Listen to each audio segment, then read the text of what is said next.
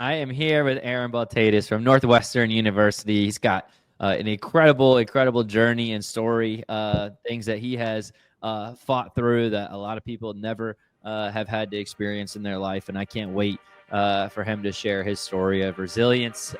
It's wicked inspiring, and his swim journey is really cool. Where we aim to highlight inspiring people doing amazing things in the Swim Strong family and in the greater swim community. So before we get into that, though, and get to know you a little bit deeper, Aaron, we got to get to know you on a fun level. So we got our rapid fire questions. Are you ready? I am ready. All right, here we go. If you could get dinner with any celebrity in the world, who would it be? I'm going to go with Shane Gillis. All right, nice. How about your favorite post-meet meal? Like you just finished a swim meet, you can go and chow down. You don't have to worry about eating healthy. Where are you going? Wendy's, Baconator, Nuggets, and Frosty. Yes, that's awesome. How about your favorite candy bar? My favorite candy bar is Crunch. Okay, all right. How about favorite movie of all time? Oh, that's a tough one. I'm going to go Austin Powers. All right, I like it. How about favorite cartoon character? I never really watched cartoons growing up, so I don't know that I have one. None? Yeah. Oh, wow, that's unique. Definitely, I feel like cartoons. Actually, no, I'll go Ash Ketchum from Pokemon. Hey, all right. That's a new one too. Good pick. How about if you are stranded on a deserted island and you get to pick two people from Northwestern University swim team, that coaches, teammates, whatever, that are going to give you not who you want to be on the island with, but who gives you the best chance of survival? Who are you picking? I'm going to pick my roommate. His name is Chris Luring. He's an engineer, so I feel like he could build some sort of boat or raft to get us moving. And I'm going to pick Stuart Seymour because he's so positive. I wouldn't get down about thinking that I'm going to not make it out. So that's good. Those are good picks. All right. Last question for you. You've been through the Swim Strong program. So I'm curious, what was your favorite part about the Swim Strong program? I love dumbbell, just jumping with dumbbells. That was my favorite exercise. And I think that kind of carried over into college. I love when we do trap bar jumps and stuff like that. Awesome. Just explosive movements in general. The power stuff. Yeah, it makes sense considering how speedy of an athlete you are. So, and the work that you put in. So anyway, thanks for doing the rapid fire questions. You crushed it. And we're going to go ahead and jump into your story. And for people who don't know, Aaron not only did the Swim Strong program, but at one point up until recently had the 200 butterfly record, yes, which was just recently broken. So set the standard there. Absolutely phenomenal athlete, phenomenal work ethic. Just a privilege to work with. But I wonder if you can share just a little bit of your background, your swim journey, and then we'll get into some of the more recent trials that you've been through that I think people will be inspired by. But can you share just a little bit about your journey up to Northwestern? Yeah. So I started swimming when I was 7. Or 6, I learned how to do freestyle, and then I learned how to do all the strokes when I was 7 at my local JCC. And then when I was 7, the short course season was about to start, and my brother and sister already swam for Jersey Flyers Aquatic Club. So I joined the team as well under head coach Ruben Sombrano, and I swam for him for 10 years until I got to college. And I really didn't like swimming at first. I used to hide from my parents when it was time to go to practice, and they would drive me. But I really loved basketball, and I played the two through elementary school and a little bit of middle school. But then once swimming started to really take off, my parents made me quit basketball, which kind of sucked, but I'm thankful that they made me do it. That was in 6th or 7th grade. They made me quit basketball. So then I just swam through high school. And I feel like I really started to take off junior year of high school. And then right before senior year, I wanted that extra edge over everyone that was my caliber of athletes. So I joined Swim Strong. And by that time, I was already committed to Northwestern. I committed at the beginning of my junior year just because I fell in love with the team and the facilities. And obviously, it's a top 10 university in the nation, so you can't really go wrong with that. Mm-hmm. And although the whole coaching staff changed, I'm ever so grateful that it did because I love everyone that's here, and I'm so glad that I made this decision to come here. That's awesome. That's really cool. And thanks for sharing the journey. It's pretty unique too, seeing someone who, really owns the sport and loves it for themselves after you said your parents made you quit back in middle school playing basketball. And I'm wondering, where was the shift for you where you're like, okay, this isn't my parents' desire anymore. This is like something I want for me. When do you feel like that kind of switch flipped for you? Yeah. So my older siblings both swam, like I mentioned. And once I started, my sister was 2.5 years older than me. So once I started beating her times, at the same time, I think I was 11. I was getting close to her times, and she was 13. Yeah. So I'm like, I'm starting to like the sport a little more. And then when I was 14 and my brother was 20, we were kind of the same speed. So I'm like, okay, this might be for me. So you were just realizing, hey, I'm super gifted in this, and you really liked winning and competing and getting better, and that just kind of the competitive juices started flowing.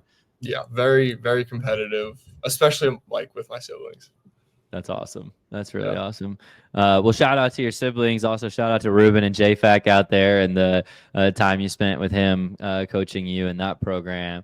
We love the JFAC family. And that is an incredible university at Northwestern, incredible program academically and obviously athletically, and amazing spot for you to end up. But I know obviously things didn't go as you expected immediately when you came out there because of some health issues that you had to deal with. And I'm wondering if you could share a bit of your story and how you discovered essentially your diagnosis, and then we can kind of talk about what you've overcome and been through, but just if you could share a little bit of how you found out about everything and kind of the beginning stages of that process.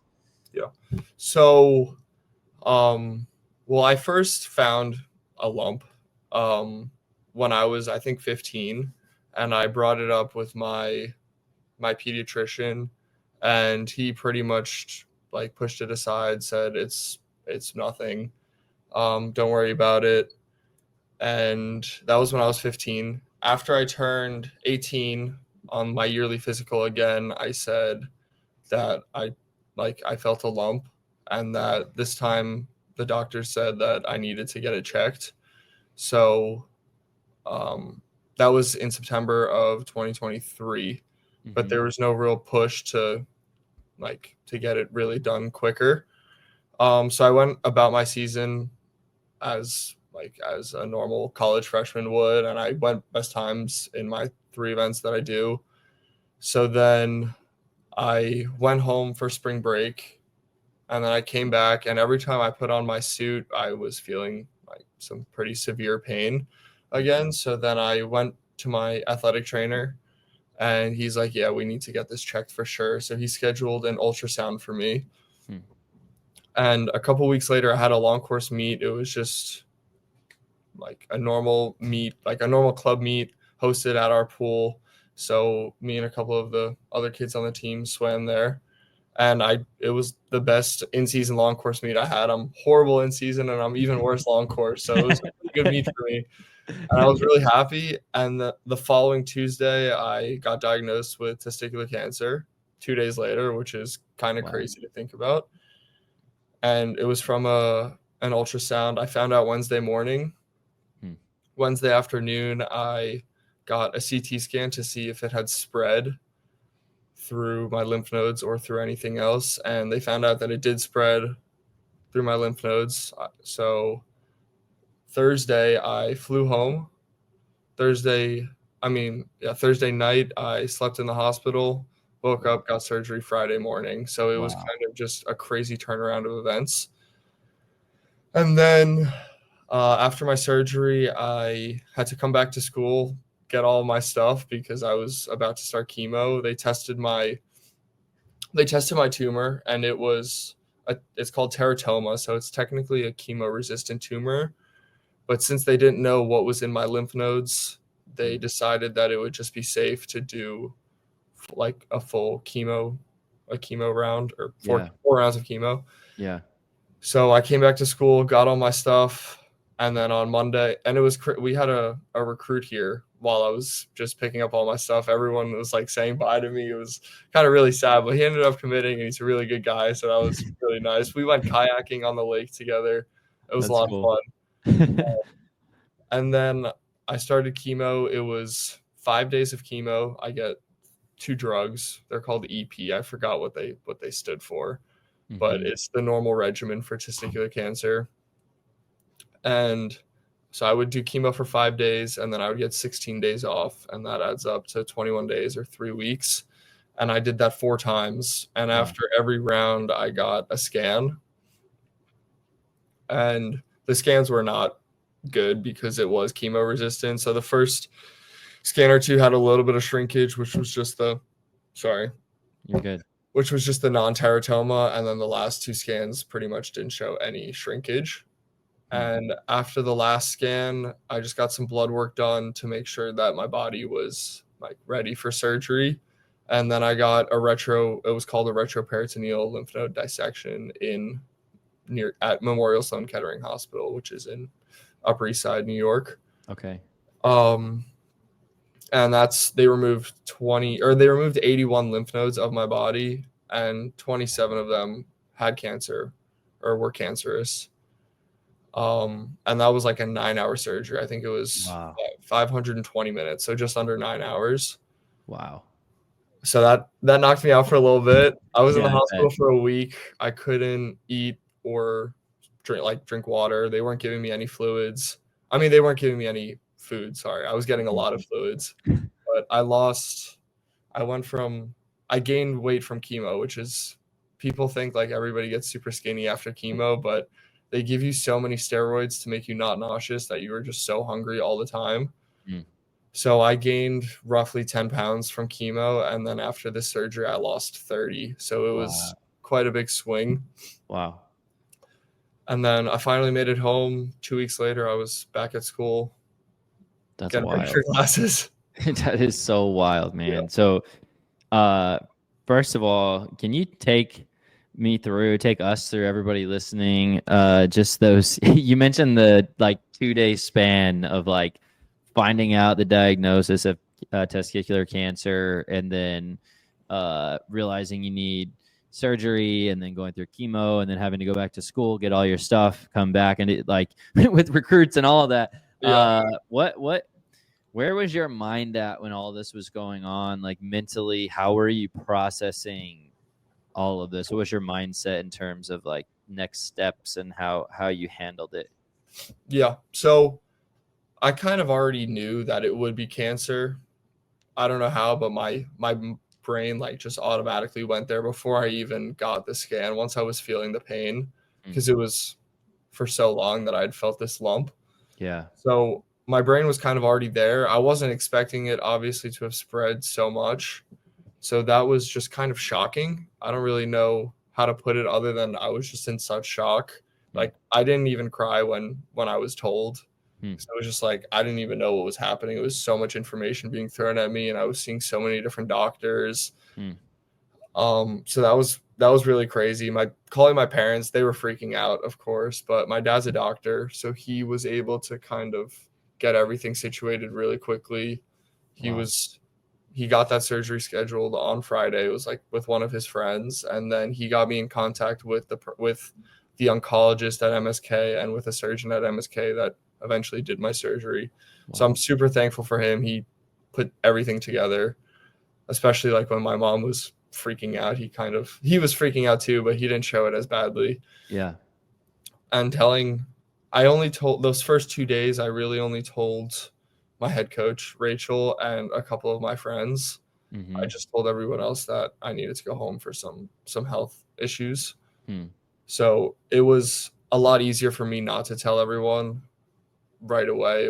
And like hearing all this information and then relaying it back onto everyone, it was a lot. And I only kept it with my close friends, which I think helped a lot, just having having them with me. Yeah.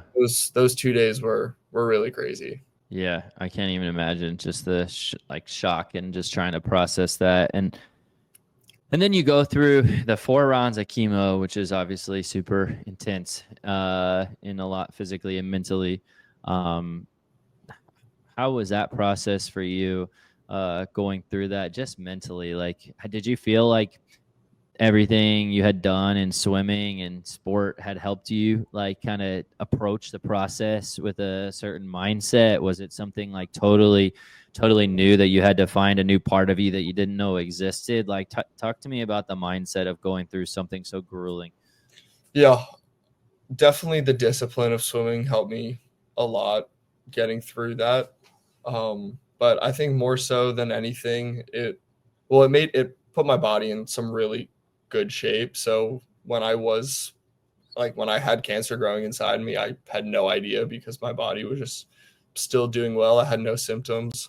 And the doctors were shocked when I told them I had no symptoms. I didn't have back pain or anything. So and the tumors were pretty big. I think the biggest one was like 5 inches. Wow. Like 5 inches across. They're 3D obviously, but it's pretty big. Yeah. Yeah, so that definitely helped me. And then since my body was in pretty good shape, the first round or 2 rounds of chemo weren't that bad because I was coming from a pretty good place, like fitness wise. But just the determination of getting through this, and the whole time I thought that I was just working to get back to swimming. I wasn't really thinking about anything else. Like I I coached over the summer, and that really grew my love for swimming a lot. And I'm watching my friends at trials. I'm watching my teammates at the Olympics. Like, it's just all I could think about was getting back into the pool.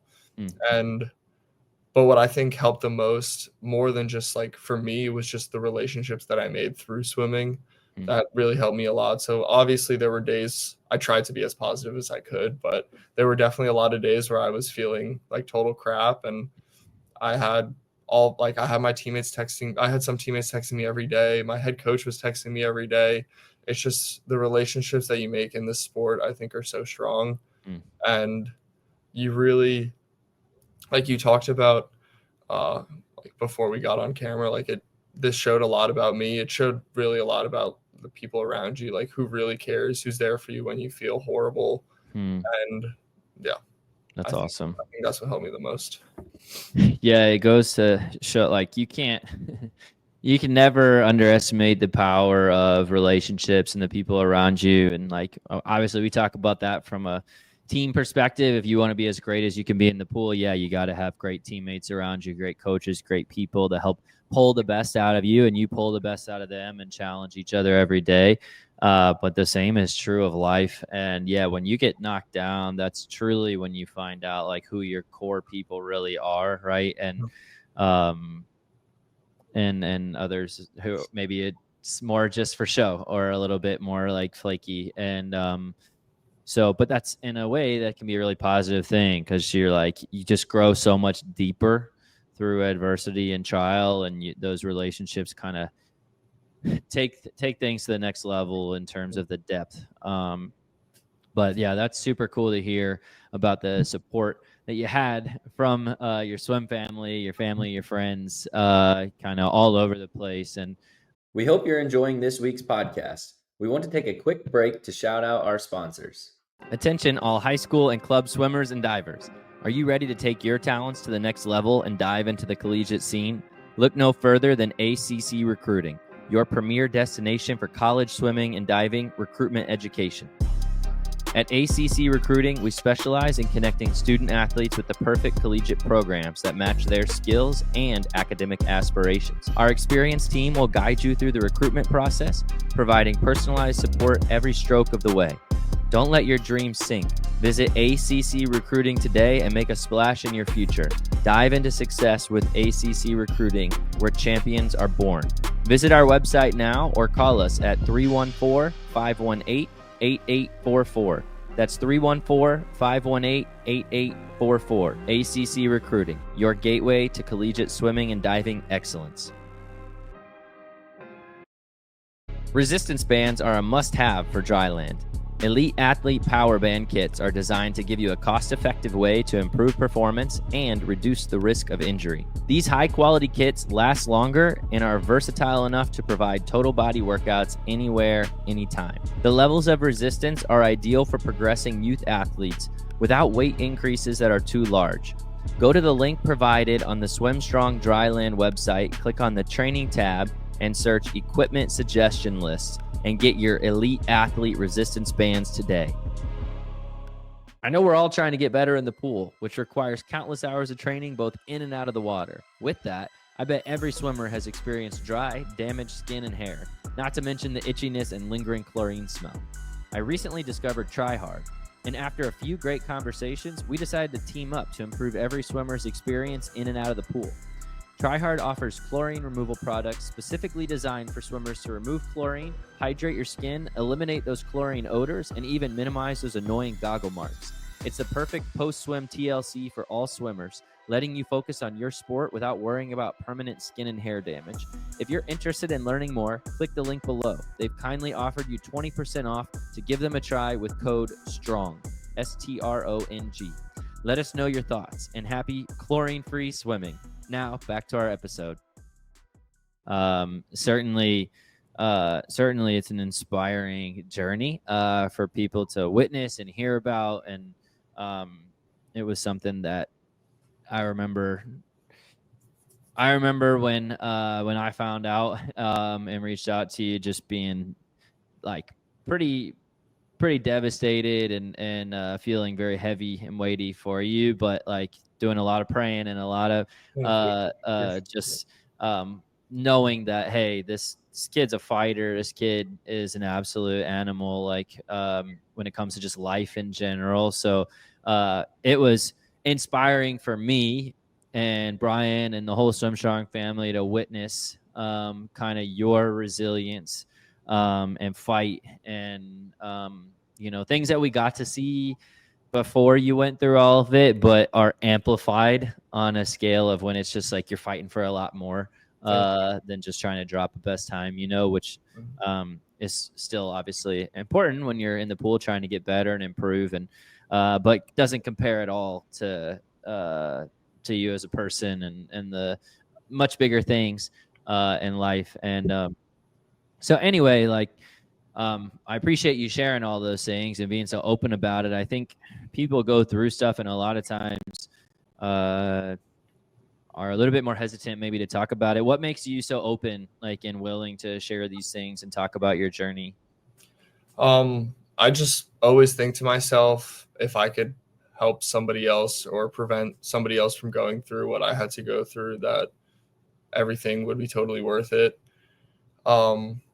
Because testicular cancer isn't really talked about that frequently, but it is the main cancer that affects men, 18 or college age men roughly.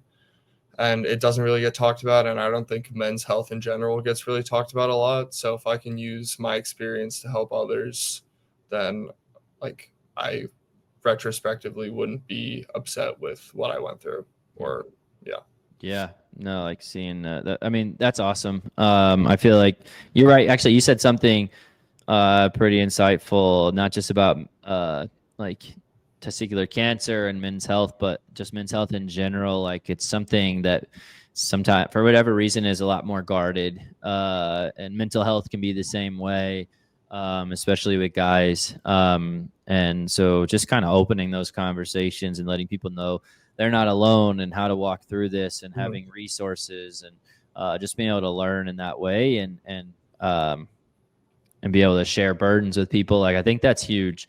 And so that alone, like speaking out about it, I think is so important and can impact so many people. And because the more that we talk about stuff, the more we can really just normalize different hard things that people go through and build a supportive community and just have a lot more education around things that people are paying attention to. So anyway, I really appreciate you sharing that for sure. And can you give an update of kind of where everything stands as of right now in terms of the cancer, what you have to do, like moving forward with regular checks, things like that? Is there a lot of things that change moving forward? And right now, as the last time we talked, we're sitting in a spot where I think we're cancer free. Is that the case right now? I believe so.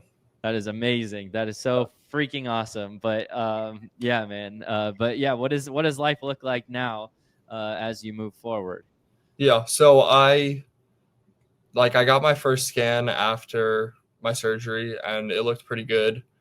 They said that usually after such a big surgery, your scans tend to look worse than how your body actually is, because everything is just readjusting to how things were before. So I need to get scans every 3 to 6 months. I'm technically in surveillance. So I have my next scan mid-February, and then I'll meet with the oncologist again and with my surgeon again, just to make sure that everything's good. And I think the surveillance lasts for either 5 to 10 years, because my type of just the type of cancer it was, it's not like some people stay in surveillance forever, but since mine was the way that it is, like the chemo resistant kind, it's only 5 to 10 years of surveillance. So hopefully, if I'm, knock on wood, good then I won't need to keep going, because I have to fly back to get these scans. Wow. So it's kind of a bit of a hassle. Yeah. But from here on out, just hopefully living a normal life, get back to swimming decently fast, and just getting through school, doing all that. Yeah. No, it's crazy how and I want you to speak to this a little bit from your personal experience, but I can only imagine that the things that used to just be normal things you didn't think about and maybe took for granted in terms of your ability to just do the things that you want to do all the time. Maybe you go through something like this and the level of gratitude goes up significantly. How has your mindset changed around just the everyday things in life, or has there been a shift? Yeah, no, for sure. Definitely in the spring, when practices are optional, it's hard to wake up in the morning and you're like, oh, I have to go to practice. Practice is going to be hard, especially Monday morning. We do aerobic threshold, and I'm horrible aerobically. And I get made fun of because I get destroyed by everyone, and I go on the girls' intervals. So it's oh, Monday morning, and I have to get Chris up because he won't go to practice unless I'm going to practice. So I'm waking both of us up. And in the spring, there were days where I really didn't want to swim, because I never took any time off, because I was training for the summer to go to Europeans. Obviously, I could not go to Europeans, but I was kind of burnt out in the spring a little bit. And just coming back to practice, it's so easy for me to get up because I get to do this. Or if I'm having a tough time at practice, hitting a kick counter, holding my breath, I just think I get to do this. So I think it's so I'm just so positive all the time. And I think that's obviously, since I am not competing this year and I'm not going to Big Tens and scoring points, I think that's the one thing that I'm trying to push on to everybody else on the team, is that we're blessed to be able to be in this situation. We get to swim at this top 10 school under these amazing coaches with our best friends in the world. So I'm trying to put that onto the team, that we get to do all this, and it's amazing, and we should all be really happy. And I have no issues waking up and going to practice and getting my butt kicked anymore. That's awesome, man. Yeah. Really, it can be really easy for all of us to not just stop and remember that. I love the way you said it. I get to wake up in the morning. I get to practice with my friends. I get to do something I love. I get to compete. I do feel like COVID gave us a picture of that when something was taken away from a lot of us, like pool time and training time and all that. But the human mind forgets stuff quickly, and we just go right back to our normal rhythm. So I'm sure you'll hold it. Go ahead. Sorry, can I just say one thing? I just think you pointed out really well. You don't realize how much you love it or how much you miss it until it gets taken away from you. And especially when it was for 6 months due to health things, because during COVID I was like, oh, I could use this break. But when it's, and you see it, because nobody else was swimming, but when you see when I'm going to practice those 3 months that I couldn't swim, and I see everybody working hard and having fun, it just made me want to swim so badly. Man, yeah, no, that makes sense. truly, it is truly hard to appreciate the depth of how blessed you are to get to do something until it's taken away from you and you can't. And so to be able to have that perspective is awesome. And hopefully all of us watching this podcast, and myself included, from a coaching perspective, can step back and say, wow, I get to do this. Like, what a privilege. Even through the stresses and challenging things that sometimes, there's a lot of frustrations in the journey. There's a lot of things that don't go perfect, and, that's life. But you can really weather those things when you have a perspective and you know why you're doing what you're doing, and you have just an appreciation and a gratitude around it. Those things they don't bother you as much anymore. But it's something that we as people just have to constantly fight to remind ourselves why we do what we do and how blessed we are to get to do it. And so that's awesome to hear. And what does it look like now? So obviously you got to be you're back, you're training, and I'm sure your body is in a totally different spot than what it was before, as we were talking a little bit about before this podcast started. What has that been like, just getting back into training, and what type of patience and grace have you given yourself? I'm sure the mindset of, I used to be able to do this and now I got to build back up. How has that been for you? Yeah. Well, if I do say one thing, the human body is quite an incredible thing, and you relearn how to do things really, really quickly. It's actually quite amazing. So I'm 8 weeks back into practice right now. And maybe 7 weeks into lifting, and pretty much I'm almost as strong as I was when I went home from school. That's crazy. I'm maybe like 90-ish% there, which is crazy to think about in 7 weeks after 3 months of chemo, like 2 huge surgeries, like doing nothing for pretty much 12 weeks after my second surgery. Man. How quickly you can come back. The swimming thing's a little different because it's like so much of it is aerobic.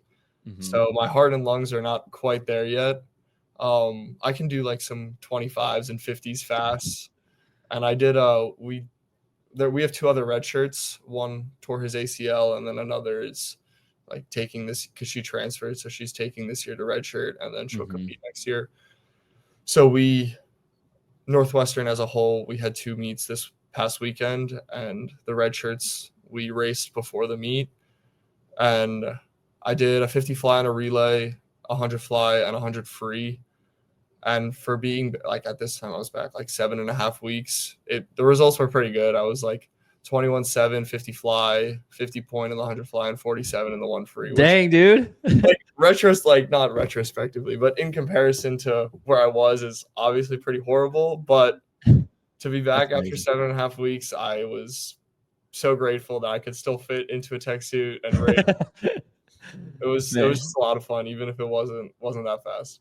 Dude, that is awesome. And huge steps forward already. To be back at that spot after everything you've been through already is honestly insane. Like, that is absolutely insane. And yeah, I don't think anybody could do that. I don't think just anybody could do that. I think you have to have quite a resilient mind, heart, and desire to see something like that happen. So another huge testament to you and your mindset and your work ethic. I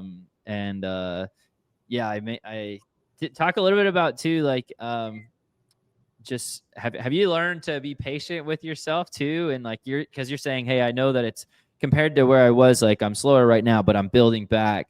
Does the hyper competitive part of you have to really remind yourself, be patient, be patient? So we have this big whiteboard in our team room, and everybody wrote goals down, and my goal was just to be patient with my recovery, which is really hard to do because now we're winding down, getting closer to taper season, so intensity is like really high. Yeah. And I'm always trying to go fast, and I'll touch the wall, and I hear Rachel being like, Aaron, like, let's calm down. Like, you're not exactly where you were. And I'm always trying to race kids in my group. Like, if we're doing a kick set, like, I'm always like, all right, let's go on this 50 or this 25. Let's go underwater the whole way. So sometimes I need to take a step back and be like, I need to chill. But it's really hard for me to do that. because I am really competitive and I was decent at the sport. So it is really hard for me, but I've grown to be more patient with myself. That's cool. Yeah. I know it's hard for anybody, but when you have an idea of like, I know mentally I can do this, but my body's not quite here yet.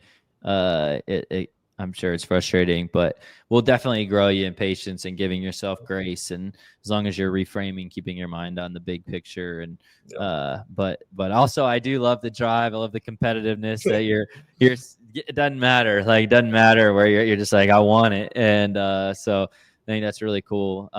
Well, to kind of wrap up here, and I really appreciate all the time you've taken to share your story and journey. And I have no doubt people will take so much away from this, but if you could kind of give one piece of advice to athletes in terms of taking care of your health and like enjoying the journey, just a piece of advice that maybe you would give to your younger self or somebody who's currently in like high school, middle school, and in terms of just taking care of their health, wellness, and the pursuit of excellence, what kind of things would you tell yourself now looking back in retrospect? Yeah, I would just reiterate two things that I've said so far. Is the first, that you need to advocate for your own health. Everybody has a different pathway. There are always ups and downs, and you don't know, like something like an injury that happens that can always make you better. If you hurt your shoulder and you just have to kick every practice, that can make you better. Or taking time away from the sport, sometimes you need to do that, but all these things can make you better. You just need to be in a place where like you love what you're doing and you can give it your all every single day. And the second thing is that like you're so blessed to be where you are, and that we get to jump into a pool and try to see how fast we can get to the other side. Like, if you really minimize what you're doing, it doesn't sound so like scary or hard. Like, you are just trying to get to the other side and back however many times as fast as you can. You get to do it with your best friends. So that's awesome. I think it's just an amazing thing to do. Man, that's awesome advice for everybody listening. Definitely take those things to heart. Aaron, thanks so much for coming on here and sharing your story. Absolutely, bro. I'm glad this time you see me with hair. Hey, man, you both looks great, so it doesn't matter. But yeah, brother, great to see you. We will always be pulling for you. The whole Swim Strong family is Team Aaron, and we can't wait to see the big things you're going to be doing at Northwestern and college and beyond. So thanks again, brother. Thank you so much. You got it. If you enjoyed this episode, subscribe to our YouTube channel to catch a new episode each Monday. You can also check us out on social media at SwimStrong Dryland. If you would like to join the SwimStrong family, visit our website at swimstrongdryland.com.